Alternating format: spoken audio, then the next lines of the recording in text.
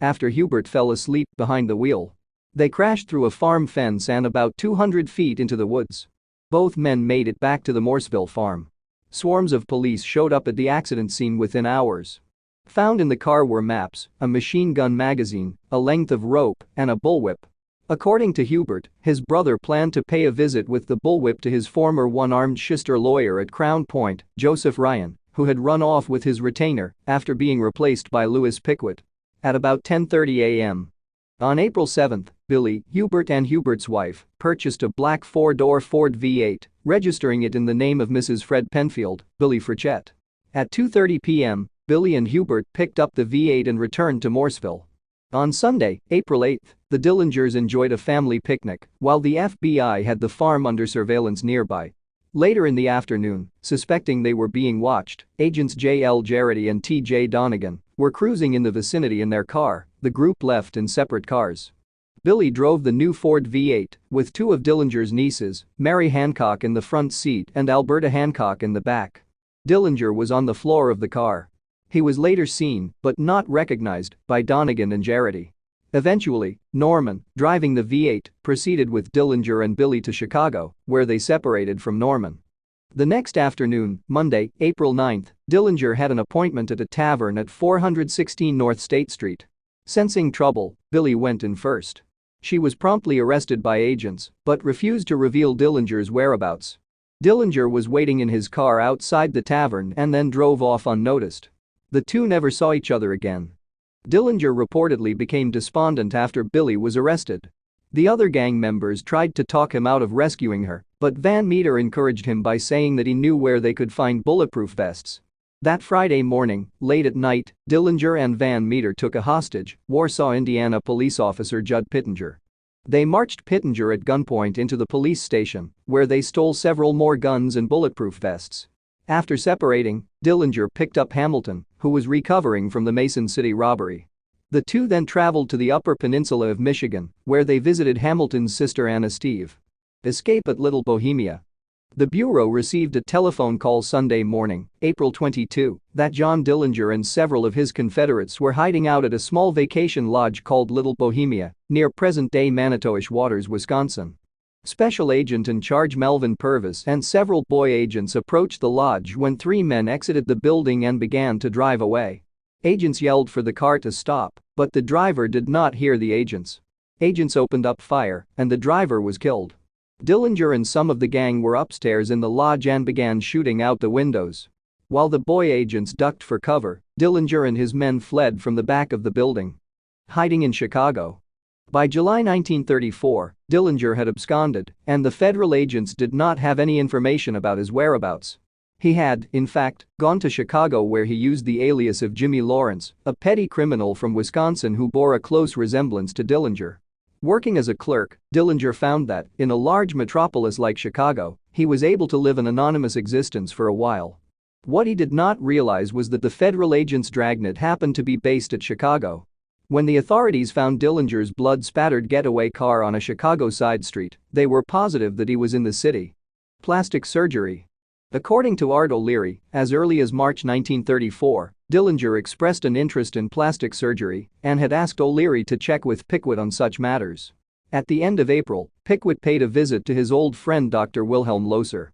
Loser had practiced in Chicago for 27 years before being convicted under the Harrison Narcotic Act in 1931.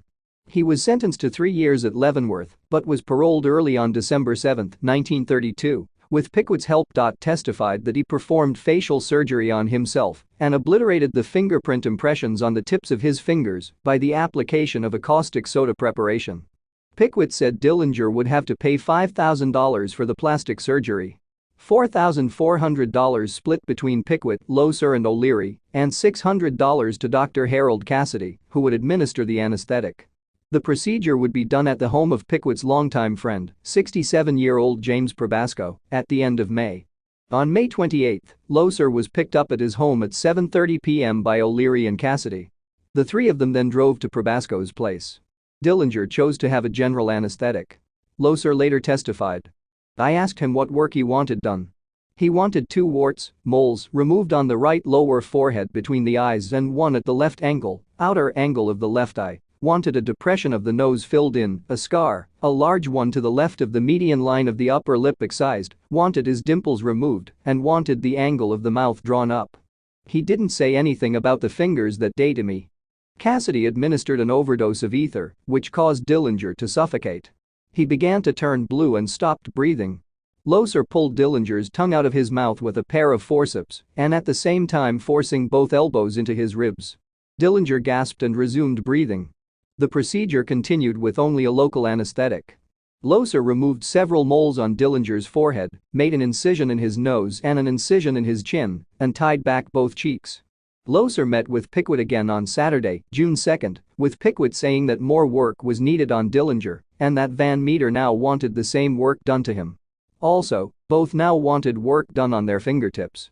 The price for the fingerprint procedure would be $500 per hand or $100 a finger. Loser used a mixture of nitric and hydrochloric acid known commonly as Aquarija.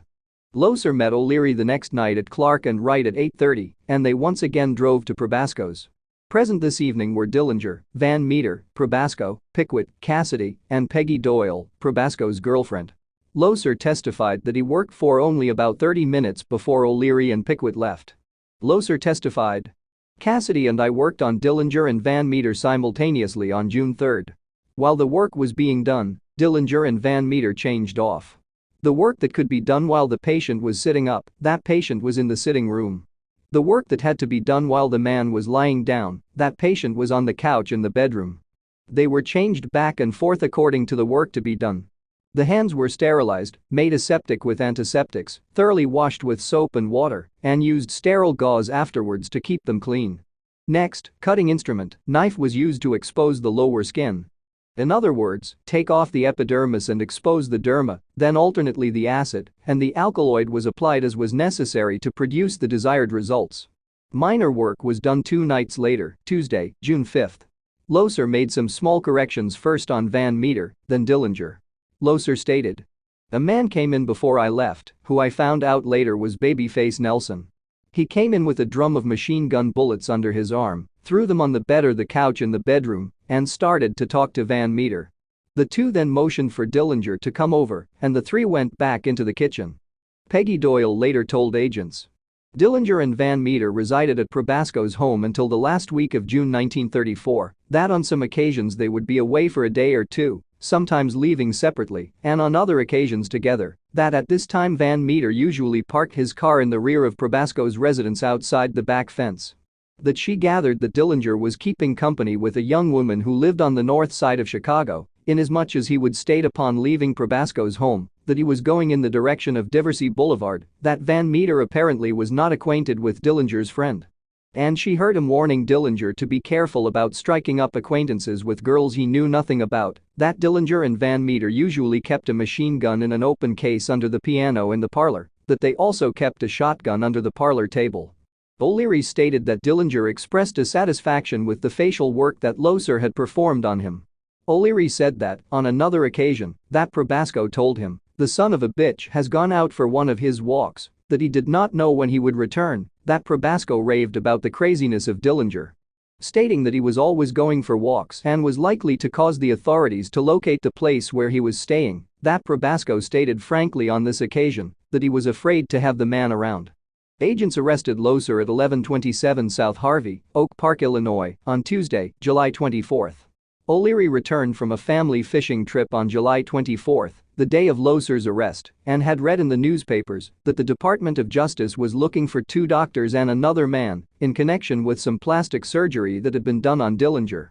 O'Leary left Chicago immediately, but returned 2 weeks later, learned that Loser and others had been arrested, telephoned Pickwitt, who assured him everything was all right, then left again.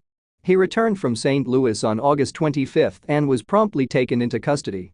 On Friday, July 27, Probasco fell to his death from the 19th floor of the Bankers Building in Chicago while in custody. On Thursday, August 23, Homer Van Meter was shot and killed in a dead-end alley in St. Paul by Tom Brown, former St. Paul Chief of Police, and then current Chief Frank Cullen. Polly Hamilton. Rita Polly Hamilton was a teenage runaway from Fargo, North Dakota.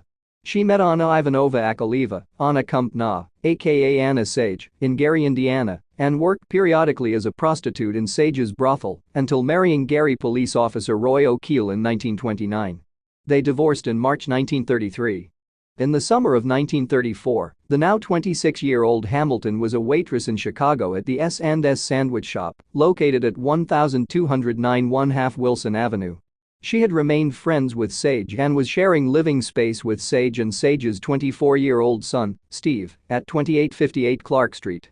Dillinger and Hamilton, a Billy Frechette look-alike, met in June 1934 at the Barrel of Fun nightclub, located at 4541 Wilson Avenue. Dillinger introduced himself as Jimmy Lawrence and said he was a clerk at the Board of Trade. They dated until Dillinger's death at the Biograph Theater in July 1934. Betrayal. Division of Investigations Chief J. Edgar Hoover created a special task force headquartered in Chicago to locate Dillinger. On July 21, Anna Kumpna, a madam from a brothel in Gary, Indiana, also known as the Woman in Red, contacted the FBI. She was a Romanian immigrant threatened with deportation for low moral character and offered agents information on Dillinger in exchange for their help in preventing her deportation. The FBI agreed to her terms, but she was later deported nonetheless. Kumpna revealed that Dillinger was spending time with another prostitute, Polly Hamilton, and that she and the couple were going to see a movie together on the next day. She agreed to wear an orange dress so police could easily identify her. She was unsure which of two theaters they would attend, the Biograph or the Marlboro. On December 15, 1934, pardons were issued by Indiana Governor Harry G. Leslie for the offenses of which Anna Kumpna was convicted. Kumpna stated that on Sunday afternoon, July 22, Dillinger asked her whether she wanted to go to the show with them, Polly and him. She asked him what show was he going to see, and he said he would like to see the theater around the corner, meaning the Biograph Theater.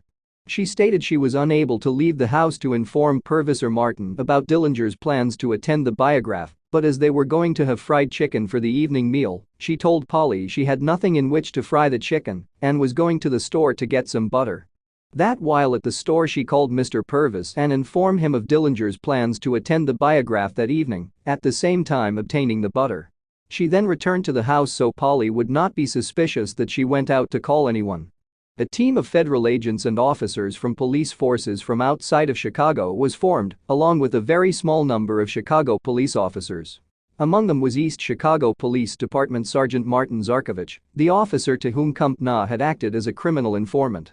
At the time, federal officials felt that the Chicago Police Department was thoroughly corrupt and could not be trusted. Hoover and Purvis also wanted more of the credit.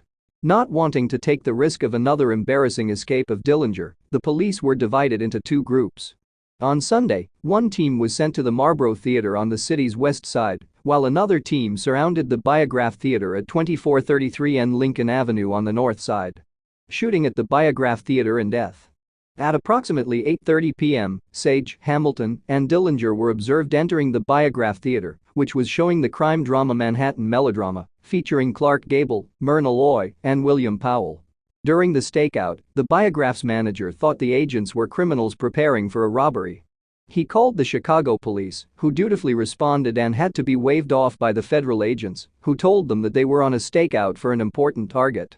When the movie ended, Purvis stood by the front door and signaled Dillinger's exit by lighting a cigar. Both he and the other agents reported that Dillinger turned his head and looked directly at the agent as he walked by, glanced across the street, then moved ahead of his female companions, reached into his pocket but failed to extract his gun, and ran into a nearby alley. Other accounts stated Dillinger ignored a command to surrender, whipped out his gun, then headed for the alley. Agents already had the alley closed off. 3 men pursued Dillinger into the alley and fired. Clarence Hurt shot twice, Charles Winstead 3 times, and Herman Hollis once. Dillinger was hit from behind and fell face first to the ground. Dillinger was struck 4 times, with 2 bullets grazing him and 1 causing a superficial wound to the right side. The fatal bullet entered through the back of his neck, severed the spinal cord, passed into his brain and exited just under the right eye, severing 2 sets of veins and arteries. An ambulance was summoned, although it was soon apparent Dillinger had died from the gunshot wounds. He was officially pronounced dead at Alexian Brothers Hospital. According to investigators, Dillinger died without saying a word. Winstead was later thought to have fired the fatal shot and as a consequence received a personal letter of commendation from J. Edgar Hoover. Two female bystanders, Teresa Paulas and Eda Natalski, were wounded. Dillinger bumped into Natalski just as the shooting started. Natalski was shot and was subsequently taken to Columbus Hospital. Dillinger was shot and killed by the special agents on July 22, 1934, at approximately 10:40 p.m., according to a New York Times report the next day. Dillinger's death came only 2 months after the deaths of fellow notorious criminals Bonnie and Clyde. There were reports of people dipping their handkerchiefs and skirts into the pool of blood that had formed as Dillinger lay in the alley as keepsakes. Souvenir hunters madly dipped newspapers in the blood that stained the pavement. Handkerchiefs were whipped out and used to mop up the blood. Funeral. Dillinger's body was available for public display at the Cook County morgue. An estimated 15,000 people viewed the corpse over a day and a half. As many as 4 death masks were also made. Dillinger is buried at Crown Hill Cemetery in Indianapolis. Dillinger's gravestone has been replaced several times because of vandalism by people chipping off pieces as souvenirs. Helton Crouch, 1903-1976, an associate of Dillinger's on some early heists, is buried only a few yards. Wow. Phew. That's about it.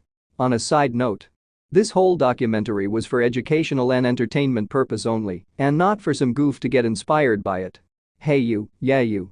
You're a sicko if you find robbing bank inspirational. Just throw the idea of robbing banks out of window and get a life. Start living a good life for your own good. The age at which Dillinger died does not fulfill the righteous purpose of life. Life is more than it. So get over with it. And if you found whatever you were looking for, then please like and subscribe. Until next time. Your friendly neighborhood random guy.